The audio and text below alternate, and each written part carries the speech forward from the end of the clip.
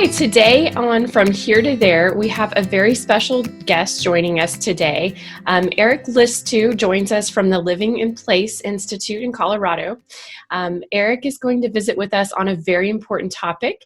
It's about making your home or your future home the safest environment that will serve you for many years to come. A lot of our past episodes have been talking about changing from living in one place and moving into another, but many of our listeners want to know how to stay exactly where they are now and just make that home a little bit more what they may need now or in the future, or to make it the best environment for anyone that comes to visit or such. So welcome, Eric. How are you doing today? I'm doing wonderful. I'm doing great. I Wonderful. appreciate you for this opportunity to help Yes, people live their lives better. Yes, we are excited to have you. So if you wouldn't mind, maybe just start out with telling us a little bit about yourself and how you started your journey of working with individuals that are looking to make their current environment a little bit better. Sure. Thank you. Thank you. I've been in the building industry over 50 years. I started out as a tradesperson, went into management, went into large-scale general contracting. Then I met a woman, fell in love. I moved to Colorado. Then I began a remodeling career, making homes better. That's when I learned there's human beings that live in these spaces. Right. And I became very interested in, well, what makes a home safer? In the construction industry, every job site has a sign that's safety first. That was about the workers. Right. And so I've kind of taken that into the home and said, okay, workers, let's pretend there's that big sign up front that says safety first. Right. So let's focus on making the homes safer. In my career as a remodeling contractor, I became very involved in education, teaching for a number of associations and organizations. That eventually led to creating what we now call the Living in Place Institute. Okay, wonderful. Well, it kind of starts out like a fairy tale there. Once upon a time, you met someone and then took a shift. But I think what you're saying is absolutely important. You know, in real estate, we are very aware that what we are doing is really creating one of the most important things in someone's life, which is their home. And it sounds like you have a calling to really make it even a little bit better than that. It's much more than just four walls and flooring choices, right? Yeah, exactly. Okay. Going beyond the minimum standard. Right, exactly. Well, tell me a little bit about, when is really the right time for somebody to start entertaining some ideas of having someone come and look at their home and maybe make some changes? Well, the right time would be today. Okay. Literally. Right. The first thing we encourage people to do is just walk around the house. Mm-hmm. Just look at things. Yeah, right. And just think. Think about what might be better. If you have a stairway with a handrail, there's probably only one.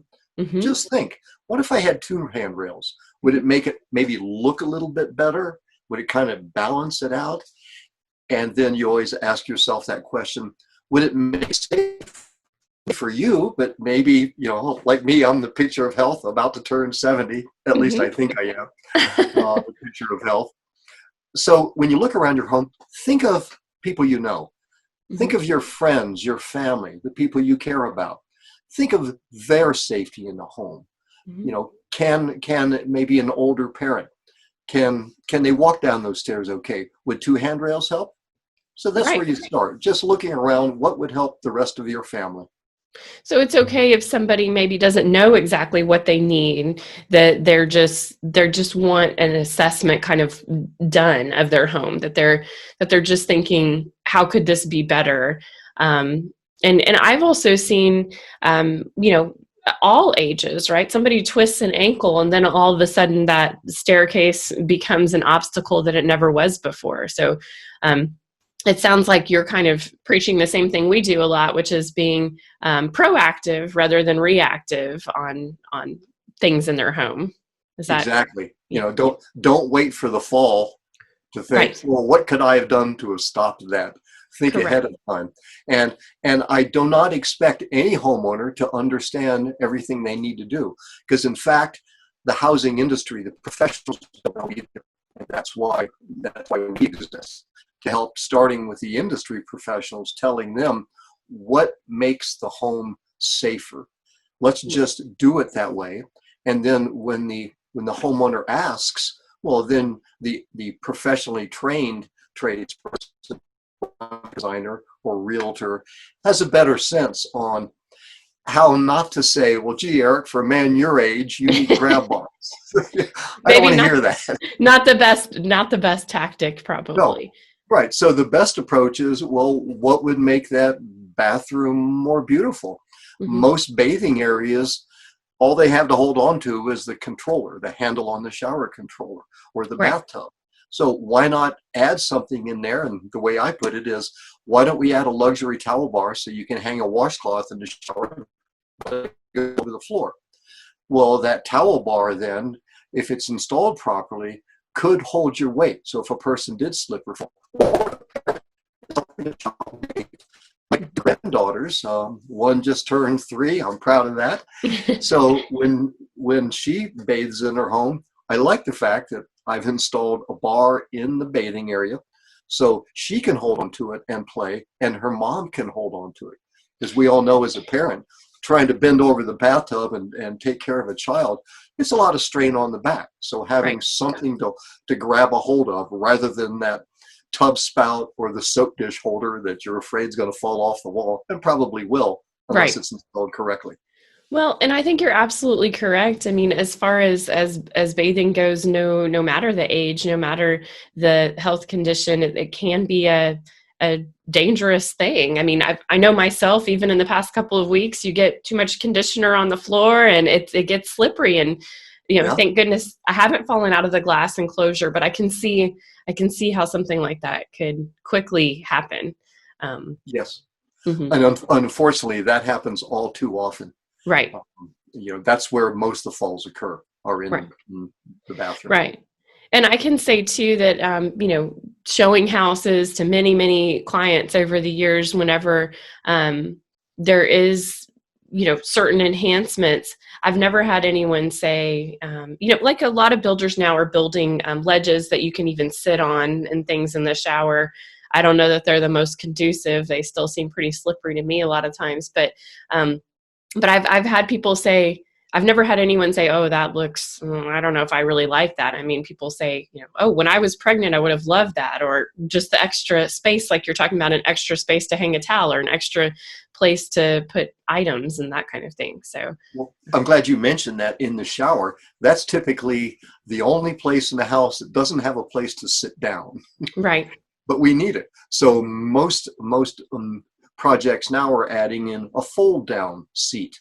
Okay. Something that's attractive, typically teak, that's resistant to moisture. It looks good. You don't slip as easily. And a built-in bench is in the way. Right. If a person leans to the side, their leg can push against that and you can fall. So that fold-down bench is something you can add into an existing bathroom. Beautiful, and gives you an opportunity to sit down. Yeah, and teak, that's something I hadn't envisioned. I'm sure, like a lot of people, when you first say a fold-down shower chair, I'm thinking institutional plastic. Right. That's what everybody thinks. Is my home going to look like a hospital? Right. If it's done properly with the products and the designs that we're teaching the building industry, but that the manufacturers create, like that teak bench. You could also put and I hate calling them grab bars. I like calling them just a fancy towel bar or a luxury towel bar. You could actually put one of those in that's teak or mahogany. So I'm looking forward to my granddaughter visiting, and I can tell her, look, there's a ballet bar right over the tub. So you can ballet dance while I'm trying to clean you up here a little bit. You'll have to let us know how that goes. Yeah. That'll be the secret. Right. But I think that's great. I mean, just like, a lot of the things we've talked about on our podcast over, the last few episodes are that things have changed, things have evolved in a good way. And it sounds like what you're saying is that things have also evolved as far as design standpoint, because nobody wants, that institutional look. So I imagine there's really, like you said, really great, weight bearing towel bars or whatever you want to call them. But lots of other things too. It's not just something that's only manufactured for some kind of, nursing home or hospital environment. There's all kinds of alternatives that really can enhance the beauty, but also functionality of different spaces in the home, it sounds like. So, yeah, you're exactly right. There's a lot of beautiful items out there now that do not look like a hospital. Right. Right. So would you say that when people reach out, that the bathroom is the main thing they're concentrating on, or what are people reaching out to you the most for as far as making change? Well, most people want to update their home, and most Okay. people start with the kitchen and the Mm-hmm. bathroom. Mm-hmm. The bathroom we kind of take for granted, even though, as I said, that's where most of the falls occur. But we Right. spend most of our time in the kitchen. So there's many things can be done to update a kitchen. I don't like to talk in terms of making your home for an older person. Right. So Right. just modernize your kitchen. Do a few things that update your kitchen, can increase the home value, increase your wellness in your home, make it active more in the kitchen. And we're finding more and more that a person's level of kind of wanting to be in the kitchen, Mm-hmm. a lot of that depends on how the kitchen was designed and built. What are the colors, the patterns, the lighting? All of that plays an important role. Wanting to be in the kitchen and wanting to fix food for the kids or Right. for a dinner party. There's so much you can do in terms of lighting, just even lighting. There's so much you can do to make that kitchen more conducive to having. Maybe in the afternoon you want to be busy and you're trying to cook dinner for someone. Well, you want lighting that will simulate the outside, Mm-hmm. which is the middle of the day, I'm busy, I'm active. Then when your guests arrive, you don't want them being all hyper. You can actually adjust your lighting values so become Interesting. Yeah, that's very interesting. And I certainly enjoy cooking a lot for my family. One of the things I enjoy the most, and of course, more lighting is always helpful in my kitchen as well. And I've never shown a house and someone say, "Oh, I sure wish this kitchen was darker." That's certainly not what we're hearing. So I can see that, and I think that what you're saying is updating, and that's so important. I mean, any professional, any realtor, any contractor and any homeowner certainly would encourage updating the most invaluable asset you have, which is your home. So, yeah, I think that's great. Well, is there anything that you find that people don't think about that maybe you would like to kind of open people's eyes to considering? Anything that people maybe miss whenever they're thinking of updating their home? Well, here's an important item that will, again, update your home, make it safer, Mm-hmm. and possibly even eliminate a fall. Mm-hmm. And that's the floor colors. Okay. Colors of a floor. Let's say a typical home, you have a light colored tile in the kitchen, then you walk into the living room and maybe it's a medium or a dark color. But if we talk just color, walking from one color floor to another color floor, the overall animal that uses vision, we see dark as a long ways away. Okay. So we see that dark living room floor. Our brains see that as a step down. So our body wants to step down into that living room. We learn at a very young age that it's probably a flat floor. Mm-hmm. The Right. word is probably. Right. Yeah. And sometimes it's not. We still have a lot of sunken living rooms and things like that here in Texas. Oh yeah. I don't want to go into the stories I know in my life and my family of people stepping down Right. and missing that step. That's natural. So you really need an expert who really understands colors, how to have that minimum color contrast between floors. Now, your example of a step down, that would be a good place to have a darker colored floor down below, so your brain will see that. Of course, not having a step down would be the best, but everybody's budgets doesn't allow, let's just raise the floor up. Right. Okay. Yeah. That, it's easy. I'm a contractor. That's easy to do. Right. That costs money also. Yes, I can imagine. So just paying attention to those floor colors. Um, and as we're talking about flooring, if you walk from that nice smooth tile floor to the carpet floor, it's a different surface.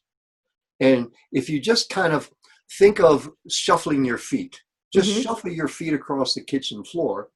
When you get to the carpeted floor, you can't shuffle your feet. You'll Right. fall over real quick. So it's also important to have that same, it's called slip resistance.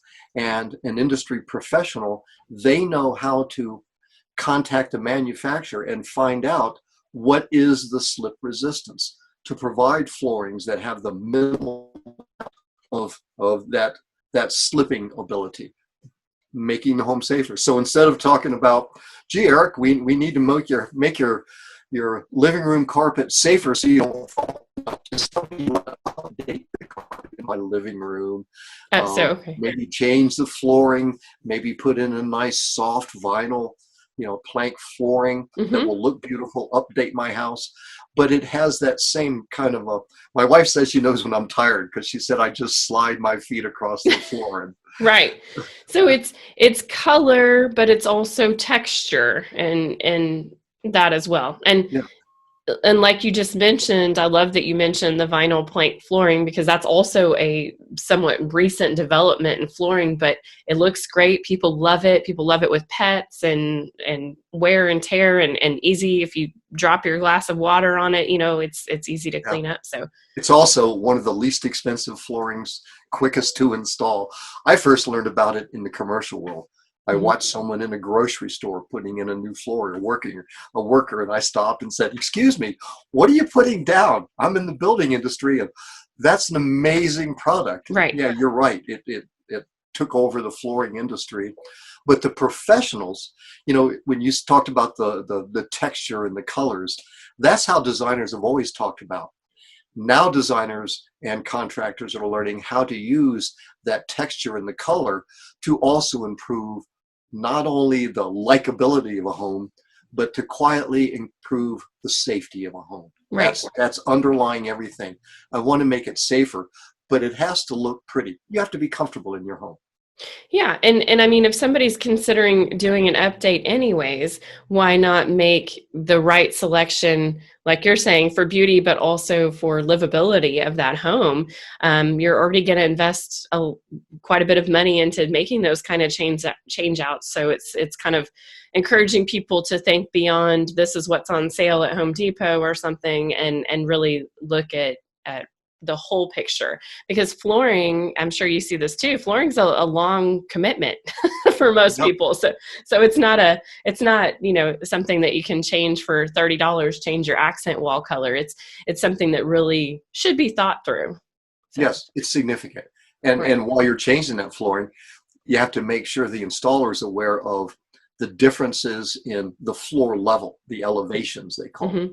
So walking from one floor to another, often you'll see in writings, well, it's important to have, no more than a half inch or a quarter inch difference. The contractor person can make that completely level. Might take a little bit more work, but just insist on, no, I want to smooth floors from one room to the next. I don't want a threshold. We Yeah. used to build that way, but there's no reason now any person who's in the business can say, sure, I can do that. That's Right. easy. Right. And now the building industry is learning, yeah, it's easy, it's fun, that's our job, and the importance to the family safety of doing it that way.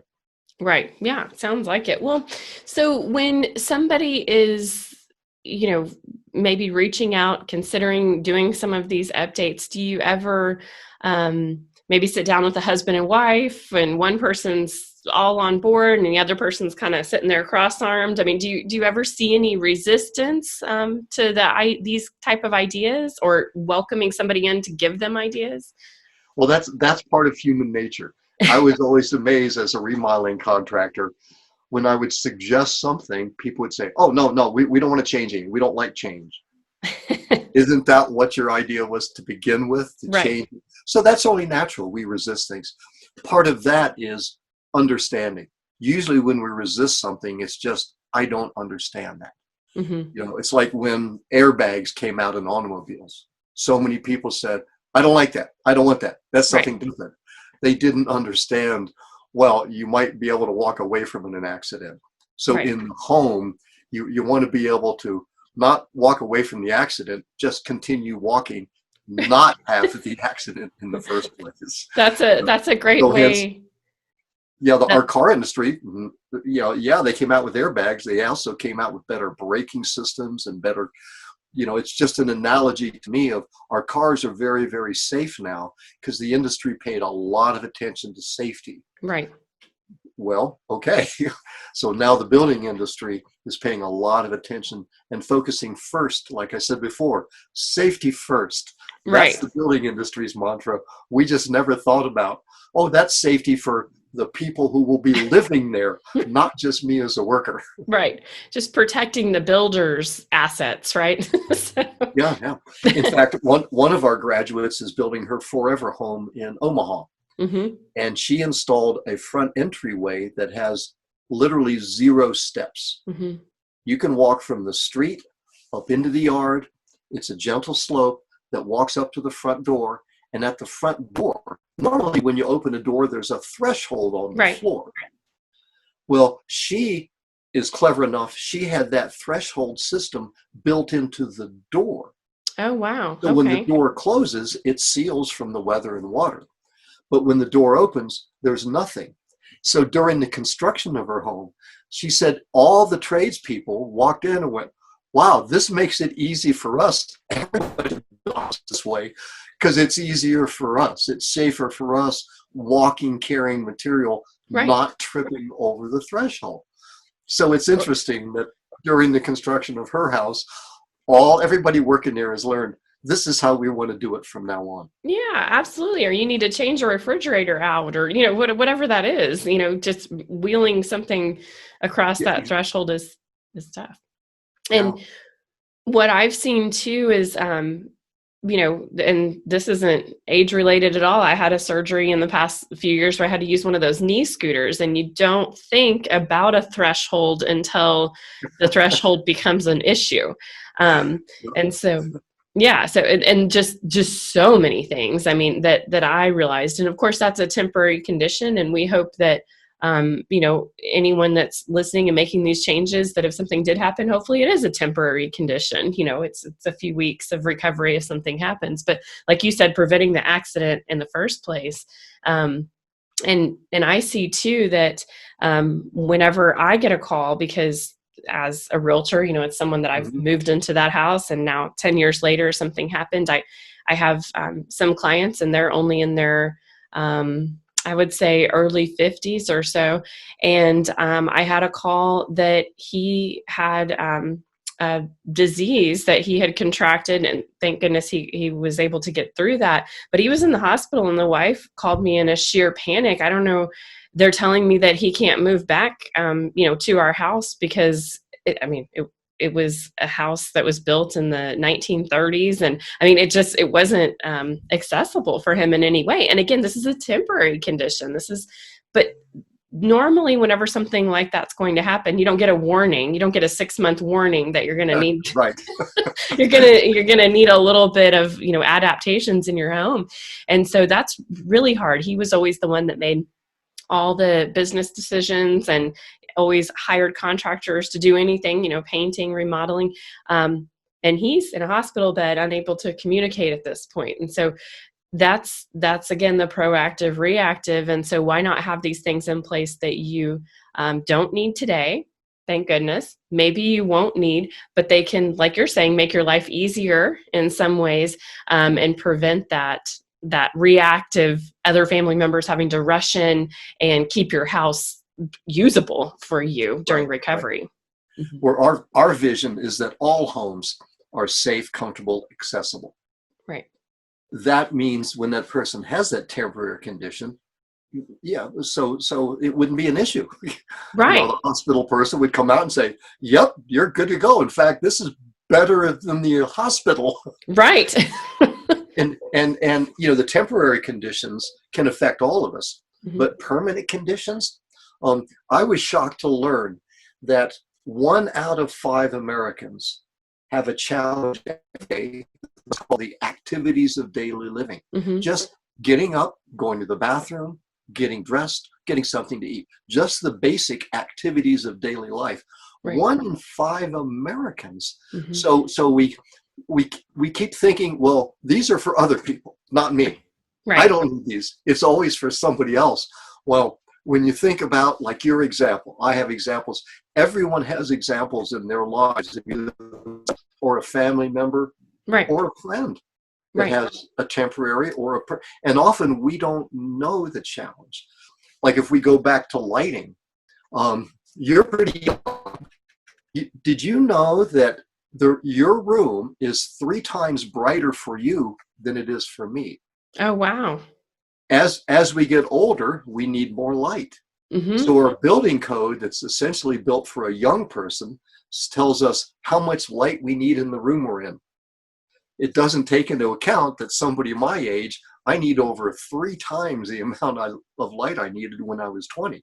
Right. So that's where the electricians and the designers rule now is put in all the lights you can, as bright as you can, put them on dimmers. Yeah.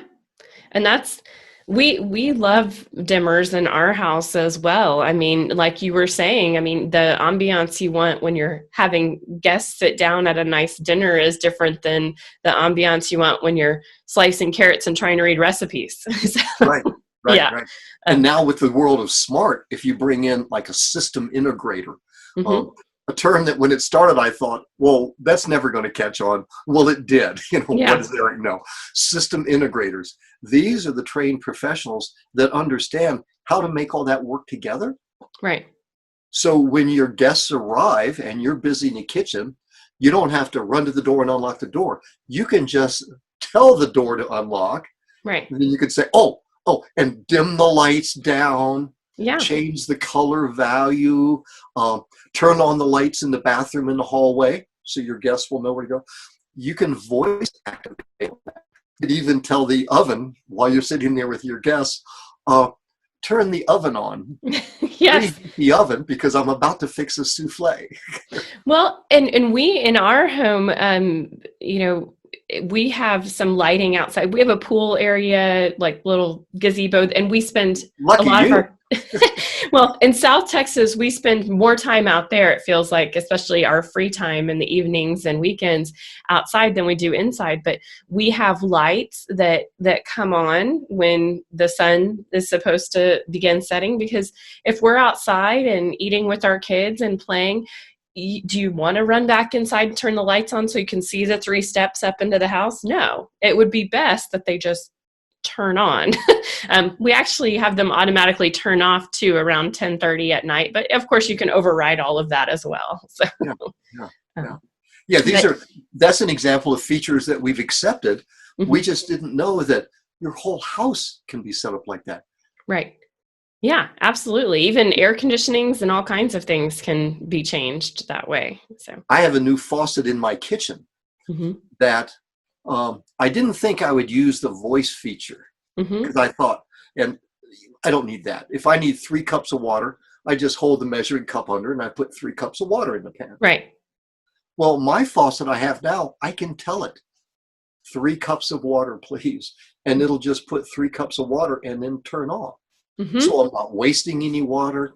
I'm not having to use 2 hands. Right. I can be focusing on what am I supposed to do next? What's the recipe tell me to do? So there's a lot of convenience built in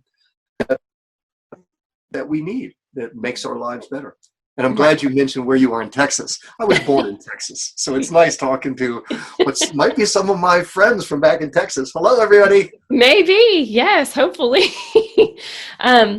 Well, I think that so much of that is really great information. And I think we've kind of touched on it just interacting between the two of us, because it sounds like, the majority of our listeners on this tend to be, around 65 or better in age. But young people. Yeah, young people. But it sounds like this is really something that all generations should consider, regardless of age. I mean, do you see that? I mean, I think you and I have even talked about with children, like your granddaughter in the ballet bar and such.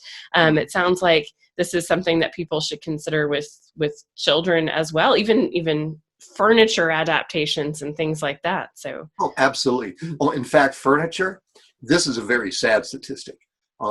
In the US, every 2 weeks a child dies because a piece of furniture or a television or an appliance fell over on them.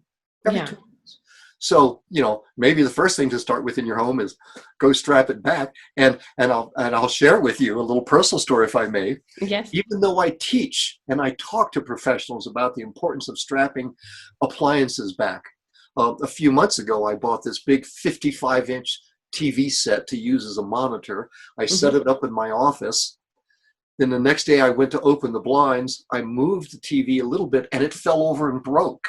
Oh, wow. And then I realized, wow, here I am telling people the importance of strap, and I didn't do it. Yeah. So after I ordered a new television, this one's strapped back now. So it's not just for kids. It's not for me having an accident. No, it cost me $250. I had to buy a new TV, but this one's strapped back now. Everything is strapped back in my house. Yeah, and I don't want that china cabinet to fall over. My right. grandkids don't, visit often, but that china cabinet has my wife's mom's china in it. Right. I don't want somebody scooting or moving or something happening, so I strapped it back to make sure the china stays safe.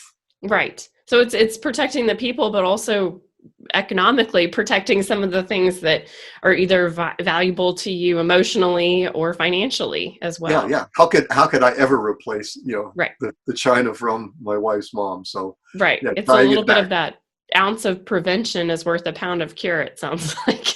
so maybe as an heirloom, when we pass that along to my grandchildren, I'll say, here's your great grandma's china, and here's the strap. So when you put it in a cabinet, strap the cabinet back. Right. This is from your great grandpa, but the strap's from your grandpa. Yeah. And you have to pass both down together. They have to. Yeah, of course. I know my granddaughter, her favorite expression is, Grandpa fix it. Yeah, exactly. Well, Grandpa won't fix anything. That's flattering, right? It is very flattering. Yeah. Well, I was going to ask too, so a lot of people that listen to our podcast have decided that for one reason or another, their current home can't be their future home. And so they are moving either into an apartment or some type of retirement living community. Do you see a need to have that environment looked at as well, especially a retirement community? I think people would assume that those are going to already have many protections in place. Do you still see a need for that type of environment? I'm glad you brought that up. When my parents moved into a building, a retirement building, I went in and I was stunned. I thought, this is not right. It's just because the building and all retirement, I shouldn't say all, but most of them are built to the code standards, but everyone uses the minimum standard. Mm-hmm. That's not where any of us want our family members, in the minimum. So right. Going in there, when my parents invited me to come look at the place where they would be living, this was back in Virginia a few years ago, mm-hmm. I went and looked, and as I walked through, the dining room had this beautiful multicolored carpet with the big pronounced busy patterns, lots of different colors. You remember I talked about the color contrast? Right. And so I looked at it and I told the gentleman who was walking me through, I said, this is a beautiful floor. He said, yeah, everyone loves it. And I invited him to squint his eyes, turn his head sideways, and take a couple steps. He stumbled. And I said, the reason you stumbled was because your brain can't figure out the floor you're walking on. Yeah. I politely suggested that, my parents are moving in here, and maybe you should hire some people to change this carpet sooner mm-hmm. rather than later. I don't know if my words had an influence, but a few months after my parents moved in, I went to visit. That carpeting had been changed. Oh, wow. So I don't know if it was just somebody decided to change it. I'd like to think my words had some impact. But, again, I didn't walk in screaming and yelling. I just politely said, for my parents, I think you should fix this. Right. And, I didn't want to go into, instead of paying for one of my parents having a fall, it's a lot less money to change the carpet. Right. So put the money in the tradespeople's hands, because being in the building industry, I'm real fond of hire a construction worker, hire a designer. Right. They're the experts. Right. If I wanted to buy a house, I would call you. Right. I would call you and say, wow, you're one of the top realtors, or probably the top realtor in the area. I need your expertise. I Right. need you to help me know which home, whether it's a retirement community or a house or an apartment, what do I need to know to make it safer? You've been trained through one of our programs as a realtor or the designer or contractor, you're going to be able to walk in and say, gee, Eric, I think you could update this and you could update that, and you'd be doing a lot better for you. Right. But as a professional, you're really addressing the things that are going to make my life safer.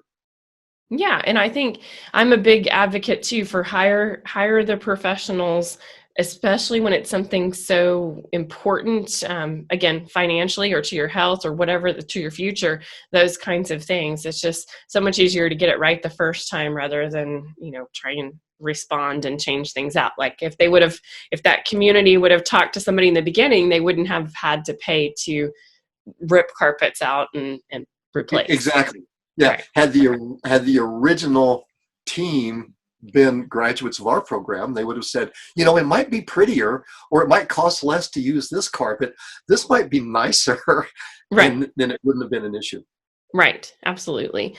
Well, I was also going to say, but do you think that have you seen that whenever you're leasing something, which is what you're doing in retirement communities or apartments, are they pretty open to, carpets are one thing, but installing bolts into walls and things, have you seen any pushback from that at all? Well, there's always pushback, as we said before, on any change, especially from a landlord or a building manager saying, you're going to put holes in the wall? Right. Yes. Yes. Yeah. The wall's already full of a lot of holes. There's like windows and doors and electrical outlets. Outlets, yeah. So yes, you have to ask permission. Okay. But what we're hearing from our graduates, they get less pushback when they can say, I'm a certified trained professional and I'm going to install this. I'm going to change this towel bar and I'm going to use these wall anchors and I'm going to put this into this tile bathroom wall. And I'm going to use a simple little device that will hold over 800 pounds of force. Mm-hmm. And I'm a trained professional and I can put it in. And if you want it removed later, we can do that. We can come back and remove it. So quite often, especially in a leasing situation, the person may be required to restore it to its original condition. Building manager or owner is told by a professional, this is making the space safer. I am updating and increasing the value of your property, and I might be willing to leave that update in when I leave. Right. You can have it. You can keep it. Well, and it sounds like that almost circles back to what you were saying earlier, when sometimes when you're getting that resistance or that no, really that no and that resistance is, I need more information. I'm concerned and I need more information. And so, yeah. You're right. You're absolutely right. But when if I'm looking to buy a house and you just say, oh, I know a little bit about that, I don't feel very confident. Right. But when you tell me who you are and what your company is, I go, oh, yeah, you do know what you're doing. Right. Then I'm more likely to listen to you. So we strongly recommend when any homeowner, any building manager or owner is performing work, that you seek out the professionals who have that specialized training in understanding not only what the parts and pieces are and how to install them, but how to talk about them without insulting a client.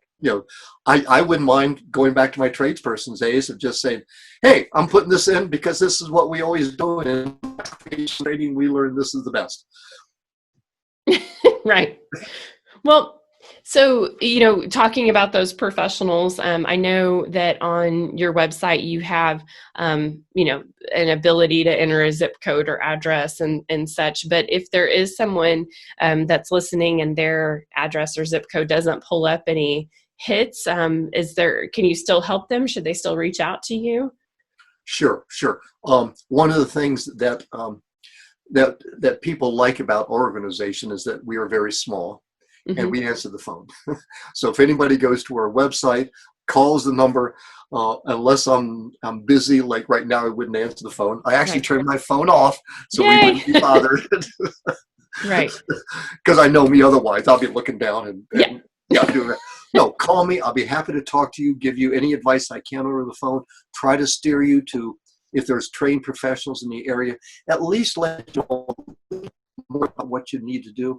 And if there's not a trained professional in your area, the homeowner or the building manager can say, well, can they receive training? Sure. We have trainings all the time, and they're Right. all virtual. So, anybody who wants to learn more, we'd be happy to train them and let that professional in your community know what the right thing to do is for a house that benefits the entire family. Yeah, absolutely. Well, so with that being said, if anyone listening does want to find out more information or reach out to you, what's the best way to be able to connect with you? The best thing is just start by going to the website. Within that, you can email or call us. The website is simply livinginplace.institute. Okay, There's no wonderful. .com at the end. It's .institute. It's its own thing. So livinginplace.institute. Wonderful. And I've looked at that website and you have lots of great articles and advice and things like that on it as well. So it's a really great jumping off point. And we Yeah. really appreciate it. I know you're very busy and doing wonderful things. And I appreciate you taking the time out of your day to talk with us and hopefully enrich and enlighten some of our listeners. Well, I appreciate you for, not only letting me take part in this, but to help not just the people where you live, but especially when it could be some of my friends and family. Yes, So, absolutely. Hello, everybody again. Thank you. I can't wait to next time I get to come down and visit. Yes, I would love that. Thank you so much.